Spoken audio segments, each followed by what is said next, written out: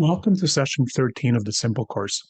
In the first part of the session today, we will introduce the second module of the DBT skills, mindfulness skills. In the second part of the session, we will consider a variation of chain analysis that we call advanced chain analysis. We'll use the examples of Bruce and Anne to show how to do advanced chain analysis. To watch the introductory videos entitled Parenting Styles and Personality Disorders, please go to session 13 on the website itsimple2021.com. Next are our usual reminders directed mostly at people doing the course in a group. Please take a few moments to read these on your own.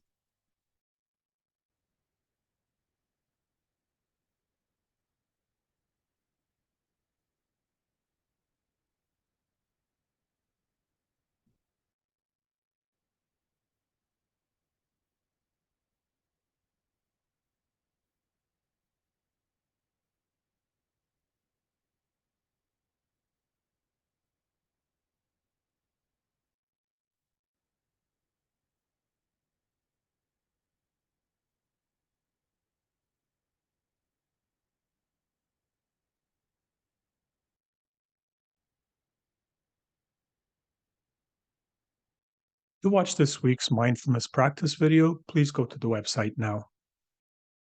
For people doing the YouTube course as part of a group, you can now pause for questions, comments, or feedback. Let's review what we will do today. We will start by summarizing the skills training workbook, pages 90 to 109. At the midway point, we will take a break. As always, there will be time for discussion. In the second part of the session, we will talk about advanced chain analysis. Time permitting, we will review and practice the tools, skills, techniques, and strategies. Please rate your homework now. To watch a video on the DBT core mindfulness skills, please go to the website now. The first part of the session today, in which we review pages 90 to 109 of the skills training workbook, is lengthier than usual. We start by introducing mindfulness, and then we go over 10 different skills and exercises that are discussed in the workbook. Rather than extensively repeat what the workbook covers, we encourage you, if you want to understand this material, to read the workbook carefully. Note that the 10 skills and exercises are presented in order of increasing complexity. If you're new to these skills, try the ones that are presented at the beginning before experimenting with the ones that are presented later. Don't try to use them all at the same time. Set aside some time and practice one repeatedly for a few days. If you feel you have a good sense of that skill, try the next one. These skills are exercises to help you develop mindfulness. If you go to the gym and lift weights, you're doing exercises that help strengthen your muscles. That strength then comes in handy in your day-to-day life. While the 10 skills and exercises we will present will help you develop mindfulness, remember that the simple tools will help you to be mindful where the rubber meets the road, that is, in day-to-day life.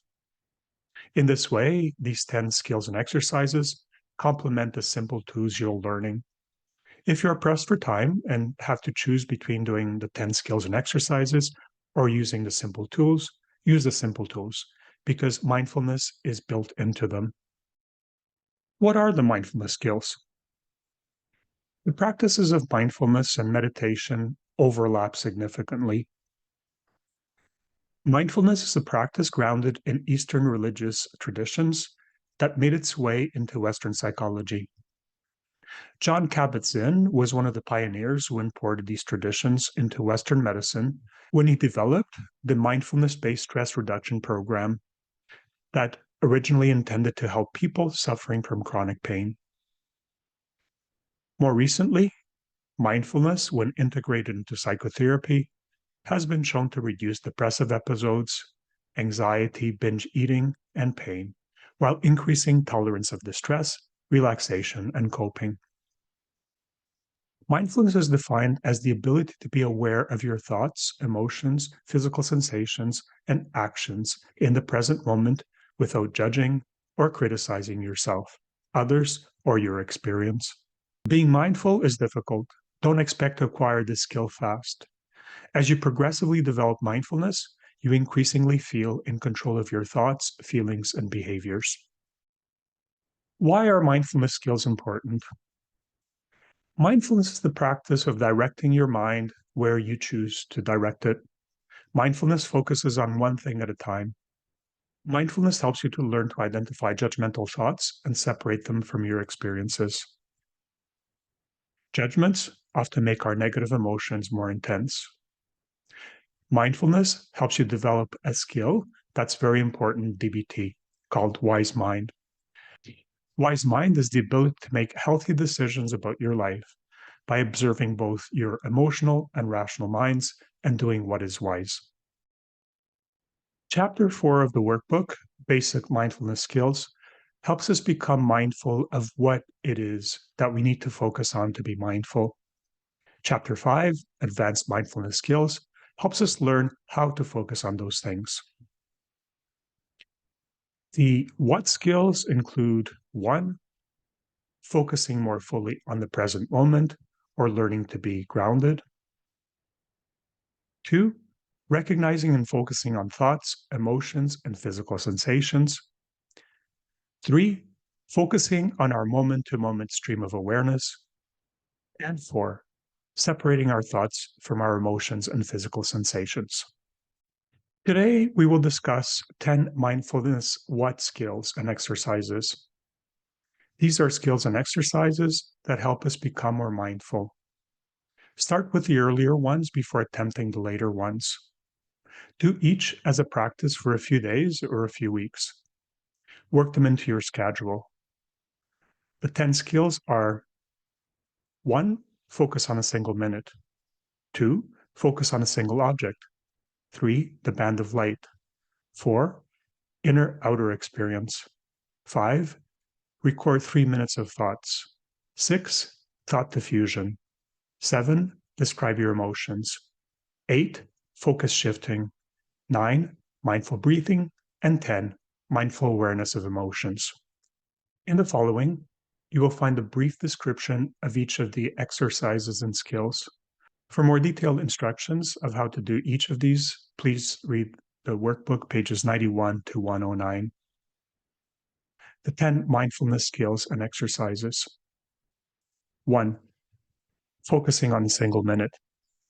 Sometimes it feels like time is going very quickly, other times very slowly. This sensation often takes people out of the present moment. The objective of focusing on a single minute exercise is to help you become mindful of your own sense of time. Allow a timer to run and check it when you think a minute has passed. Were you early or late? Consider how this affects you. 2, focusing on a single object. Wandering attention or monkey mind is our normal state. The objective of this exercise is to help us to maintain our focus on one thing and train our mindfulness muscle. Your mind will wander. Try not to become judgmental. Simply gently bring it back to what you are focusing on. Success is measured by how often you notice your mind wandering and gently bring it back to the focus. Choose something simple to focus on, your breath, a mantra, or a flame. Number 3, band of light. The objective of this exercise is to help us become mindful of the physical sensations in our body. Use the instructions in the workbook to guide the exercise. When your focus wanders, bring it back to the present, non-judgmentally. You can use the band of light visualization to complete a scan of your body. 4, inner-outer experience. The objective of this exercise is to combine focusing on our internal and external experience by shifting back and forth between the two. You will shift between using your 5 senses and becoming mindful of physical sensations. Again, use the instructions in the workbook to guide the exercise. Your mind will wander. When you notice this, non-judgmentally bring yourself back to the exercise. Number 5, 3 minutes of thoughts. The objective of this exercise is to focus on our thoughts, emotions, and physical sensations. In a 3-minute period, you will record the number of thoughts you have, becoming mindful of how quickly your mind works. Set a timer and record your thoughts. Don't try to write out the full thought. Simply pick a word to describe the thought you were having and move on. Count the number of thoughts you recorded and multiply this number by 20 to estimate how many thoughts you have each hour. 6. Thought diffusion. This is a technique grounded in acceptance and commitment therapy that helps you let go of thoughts you're stuck on. Sometimes we get caught in repetitive, ruminative, distressing thoughts. We can use our imaginations to help diffuse these thoughts. For example, imagine watching your thoughts float down a stream on a leaf. Make sure to allow your thoughts to come and go without judgment. Start slowly by using a timer for 3 to 5 minutes before attempting to do this any longer. 7. Describe your emotions. The objective of this skill is to focus on our emotions by choosing an emotion, drawing it, and exploring it. Pick an emotion you are feeling right now, positive or negative, unless it is too overwhelming. Use the emotional wheel. Draw your emotion. Describe an action, sound, intensity, quality, and thoughts. Use the template provided in the workbook. 8. Focus shifting. Much like inner-outer experience, this exercise has us combine two skills. You will shift between focusing on your emotions and your senses to learn to differentiate between the two. Sometimes we get stuck in an emotional trap, especially if we struggle with intense or overwhelming emotions. Learning to focus on the present moment using our senses helps us separate our emotional experience from the present moment. Number 9, mindful breathing. The objective of this exercise is to learn to separate our thoughts from our emotions and physical sensations. We reviewed breathing in the distress tolerance skills module and explained the physiological reason why breath is so helpful. However, to breathe mindfully, we must focus on 3 aspects. 1, counting our breath to distract our thoughts. 2, observing the rise and fall of our breath and focusing on our physical sensations. And 3, letting go of our thoughts by using diffusion and refocusing our attention. Practice this for 5 minutes at a time. And 10, mindful awareness of emotions. The objective of this exercise is 1, to help us learn to recognize the natural lifespan of an emotion, and 2, see how describing a feeling helps us maintain control. Begin with the mindful breathing. You will shift your attention to how you feel emotionally. Try to name the feelings that you're noticing. Try to stay with that feeling and describe its accompanying physical sensations in greater depth. Notice any changes in the feeling. Typically, feelings are experienced as waves. When you become distracted, bring your attention back to your feeling and stick with the exercise until you notice a change in its strength or quality. When people are presented with a lot of information, they sometimes tune it out. Today, we presented a lot of information. It's good to be familiar with the theory behind mindfulness and the whole range of mindfulness skills and exercises in the workbook. It's unrealistic to think that you will use all of these just because you read this chapter. Consider, however, choosing one. Start with the earlier, simpler ones and incorporate them into your daily mindfulness practice. This could be very beneficial to you. Remember, mindfulness is built into the simple tools. So one of the best ways to practice practical mindfulness is to use the simple tools regularly. In session 11, we introduced the third tool, chain analysis. At the end of that session, we contrasted regular chain analysis, which is a snapshot of a moment in time during a period of activation, to advanced chain analysis, which is more like a video or movie rather than a snapshot. Advanced chain analysis captures the complexity of your feelings, thoughts, and behaviors as they evolve and change. Today, we will spend more time thinking about advanced chain analysis, and we'll illustrate it with the examples of Bruce and Anne. To start, let us review the regular chain analysis algorithm. How to do a chain analysis. Find a higher than your baseline number on your whole diary card to do the chain analysis. 1. Map out the topography of the intensity of your activation around the time period for which you are doing the chain analysis. How did the intensity of your feelings, thoughts, and behaviors change over time? 2.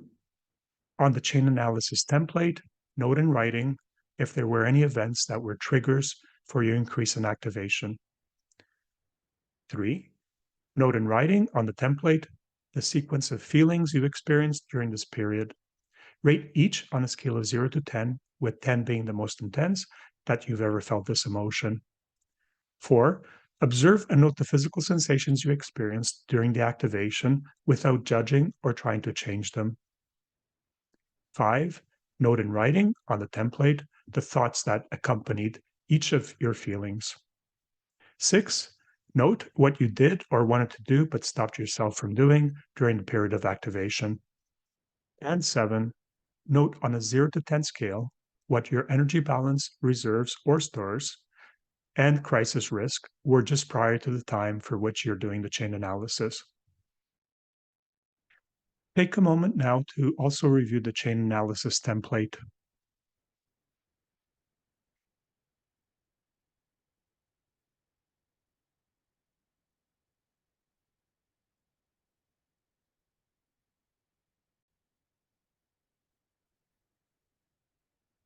To repeat, chain analysis can be either a snapshot of a moment in time and the feelings, thoughts, and behaviors you experienced at that moment, or it can be a video.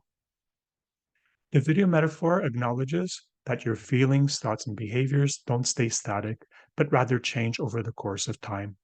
A chain analysis that is more like a video and considers the evolution of feelings, thoughts, and behaviors over time is called an advanced chain analysis.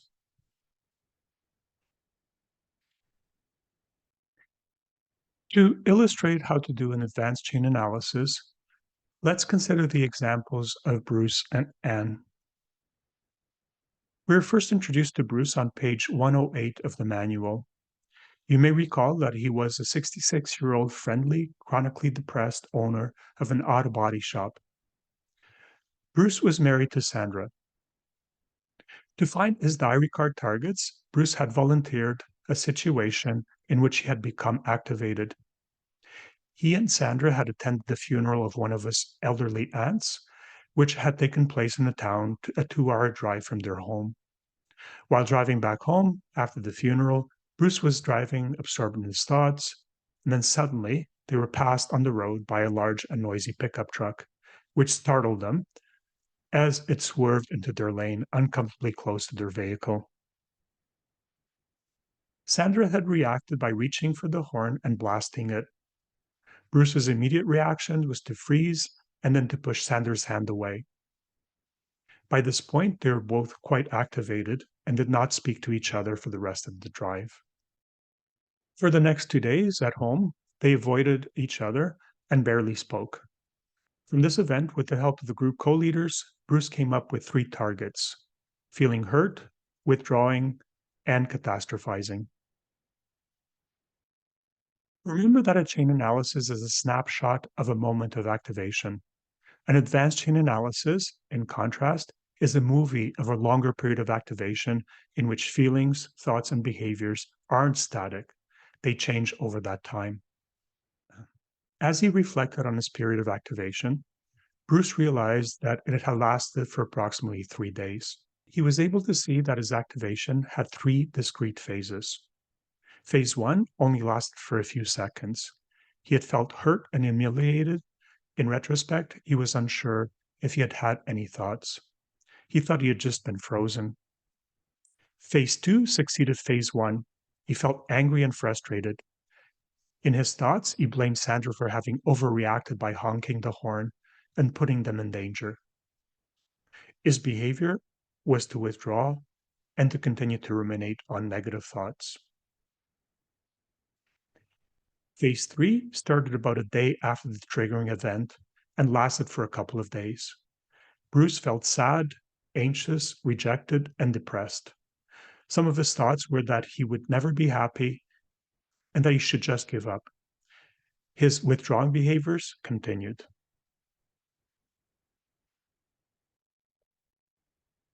Bruce next considered what his personal dashboard had been like when he had been triggered.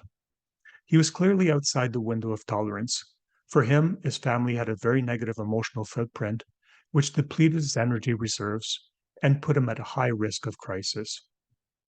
We first met Anne on page 69 of the Simple Manual. Anne, an experienced head nurse in her 50s, worked in a long term care facility. She had been seeing a therapist for years as she felt chronically sad and lonely. Anne related this to her dysfunctional childhood. Anne's family was the owners and the residents of the facility. The challenges she was facing that had precipitated a worsening of her depression and anxiety was that the facility was being sold to a private company and there were changes afoot. During this transition, Anne was meeting with Jane, the administrator of the home. Anne found that she was anxiously anticipating her weekly meetings with Jane. With the help of her therapist, she worked on a crisis plan for these weekly holds. On page 110 of the manual, we followed up with Anne as she was working on her diary cards. Anne decided to use as her targets ruminating on negative thoughts and withdrawing. On page 146 of the manual, we followed up with Anne one last time as she was working on her advanced chain analysis. She identified anxiety, sadness, and hurt as the feelings she predominantly experienced when activated. In contrast to Bruce's event, which happened on only one occasion, though his pattern of feelings, thoughts, and behaviors was frequently repeated in other circumstances, Anne seemed to cycle through these feelings, thoughts, and behaviors on a weekly basis. The center of that cycle was her meetings with her administrator. Anne found that there were three phases to her activation. First, there was the hurt phase in which she was grieving the loss of her work family. In this grief, she felt frozen. The second phase involved anticipatory anxiety about her future. How would things go with the new owners? The third phase revolved around the feeling of being overwhelmed. She felt she was doomed to fail and wanted to give up and withdraw. Doing the advanced chain analysis helped Anne to be mindful about her feelings, thoughts, and behaviors.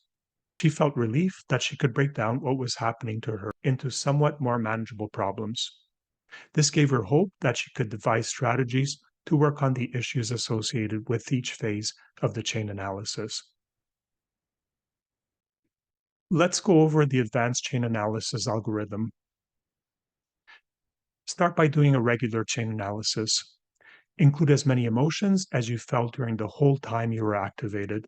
Draw a topographical timeline of your activation for its whole duration. At any point in the timeline, when you think there was a significant change in your dominant emotions, write that emotion down on the timeline. This will be a phase of your activation. For each phase, write down the feelings, thoughts, body sensations, and behaviors that went with the activation. In the PowerPoint presentation that you will find on the website, there is a review and practice component that covers the tools, techniques, and strategies that we have previously covered in the Simple course. Looking over those slides will help you consolidate the material. Let's look at the homework for this session.